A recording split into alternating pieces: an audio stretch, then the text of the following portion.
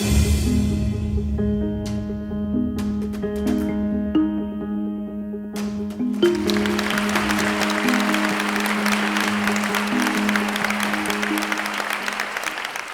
vous propose aujourd'hui d'interroger l'idée du vivre ensemble dans le logement collectif, de nous balader dans le logement de demain, ces enjeux à travers un prisme assez particulier, celui des parties communes.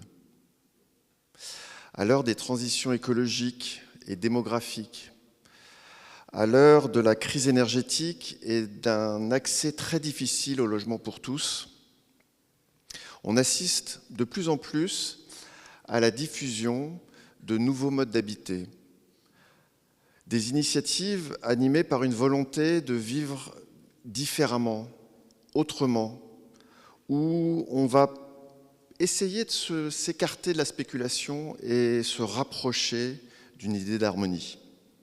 On le sait, la société évolue, elle évolue très vite, et le logement imaginé encore aujourd'hui en très grand nombre apporte peu de solutions à la vie qui s'étend, qui se prolonge, à un modèle familial qui de plus en plus est chahuté, remis en cause, à finalement une vie de moins en moins linéaire. Le logement collectif doit pouvoir apporter des solutions, doit offrir des nouvelles perspectives. Et c'est pour ça que les parties communes, ce qu'on appelle ce lieu partagé, prennent toute leur importance. Fini les limites du chez-soi. Essayons de parler du chez-nous, de pouvoir imaginer des nouvelles perspectives pour vivre ensemble.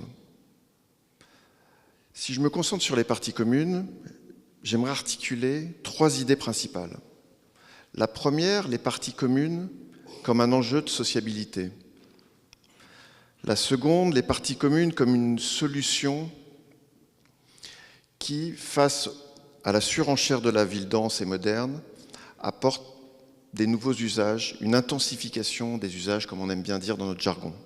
Et ensuite, les parties communes comme un refuge face au dérèglement climatique. Alors, qu'est-ce qu'on appelle les parties communes ? Pour faire simple, les parties communes, c'est ce qu'un ensemble de copropriétaires vont pouvoir se partager à travers une loi qui date maintenant, juillet 1965, et puis, au cas par cas, le fameux règlement de copropriété. Les parties communes sont donc vraiment quelque chose grandement partagé par beaucoup de personnes qui s'y intéressent. Les architectes, évidemment, mais pas que. Les artistes, les décorateurs, les constructeurs, les bailleurs, et finalement nous tous. On voit bien comment, dès que je commence à parler de cette histoire de parties communes avec des amis, avec des proches, comme des petites anecdotes reviennent très vite même. La voisine avec ses plantes envahissantes, le chat errant qui laisse un peu des traces partout. On a même entendu il y a quelques années un président goguenard qui s'étonnait des odeurs du 4e étage. On le voit, ces parties communes défraient la chronique, quelquefois de façon même un petit peu plus grave, le trafic de drogue dans les halls des immeubles. Mais cette dimension populaire permet toutes sortes de créations à travers les films, comme La Haine, La femme du 6e étage, Delicatessen, qui avait beaucoup marqué les esprits, des romans, des grands romans, Bel Ami de Guy de Maupassant, La vie mode d'emploi de Georges Perec, et puis un roman même plus qu'un roman qui me tient à cœur, La recherche de Marcel Proust. Alors c'est difficile de travailler dans cet univers, on fait beaucoup de logements, nous architectes, je ne sais même plus où j'en suis, est-ce que j'ai fait 1000, 5000, 10 000 logements dans ma carrière, je continue à en faire beaucoup, mais en tout cas, les limites ont du mal à bouger, les règlements nous contraignent énormément. Et donc, j'essaye de continuer d'agir, de garder ma liberté d'action pour finalement essayer, dans un élan prospectif, de regarder les choses un petit peu différemment et proposer. Alors proposer, en premier, un enjeu de sociabilité. On le voit, Les réseaux sociaux ont pris une place énorme dans nos vies. On a Facebook, Instagram, TikTok. Tout ça a développé, chez un Français sur deux, une sociabilité, je dirais, en ligne, cadrée sur notre petit écran. Et comment on va pouvoir, dans cette crainte de voir disparaître certains éléments structurants de notre société, remettre en avant les échanges authentiques, la parole vraie, la tendresse, l'amitié, la bienveillance, tout ce qui ne peut être volé, disait Cynthia Fleury dans un de ses derniers ouvrages. Finalement, une société hors ligne, où on va pouvoir fêter la relation entre les individus. Et finalement, dans mon rôle d'architecte, je vais réussir par des ajustements de plans, par des dilatations de couloirs, par des programmations un petit peu spéciales, provoquer ces rencontres, faire que finalement le bonjour, bonsoir redevienne la norme. Bonjour madame, comment allez-vous? Puis-je vous porter vos courses? Tiens, n'oubliez pas, je vais garder vos enfants ce soir, vous pouvez compter sur moi. Tous ces petits moments qui font que cette sociabilité va pouvoir continuer à constituer les fondements de notre société. Alors si je continue, les parties communes vont permettre de nouveaux usages, une intensification des usages comme on aime bien parler dans notre jargon. Alors qu'est-ce que c'est?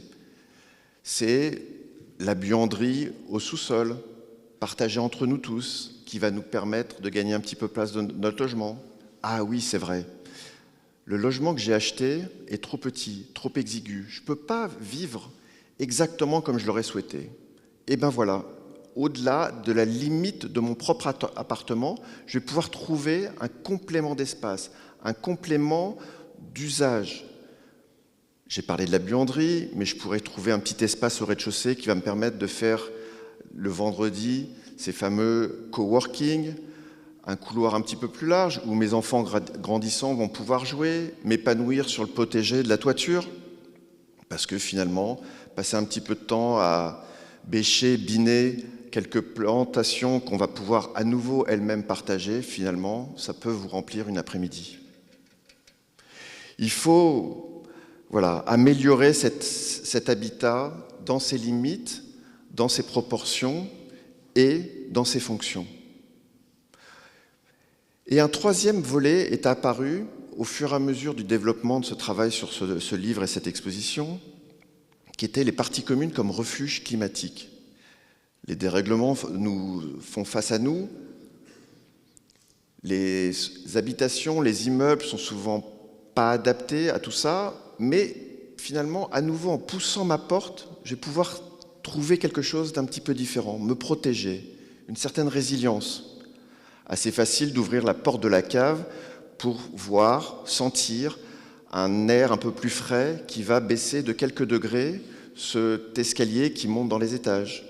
Peut-être que parce que le couloir est un petit peu plus large ou une coursive qui permet d'accéder aux appartements, je vais pouvoir installer une chaise, une table et proposer à la personne âgée du 5e étage de venir s'y installer parce que l'air y est également un petit peu plus frais, loin de l'orientation ouest qui va chauffer le bâtiment. On voit toutes ces questions permettre de réinstaller un réseau d'entraide, de renforcer les solidarités. Et c'est un petit peu cette volonté de sociabilité qu'on peut inscrire, nous, architectes, dans notre travail, loin des règlements, loin des programmes figés, loin des programmes trop cadrés comme on a l'habitude d'en recevoir. Et puis j'aimerais ajouter à ça, comme une invitation un peu conclusive, que continuons à travailler sur les programmes, continuons à travailler sur cette solidarité, mais peut-être on pourrait réinitier un des éléments essentiels de l'architecture, la beauté. Jouer avec les matériaux, la lumière, l'agencement des choses les unes avec les autres, pour finalement favoriser ces nouvelles appropriations, ce nouveau vivre ensemble qui va permettre pour nous et nos enfants d'imaginer un demain plus proche, plus solidaire, plus amical, plus souriant. Merci beaucoup.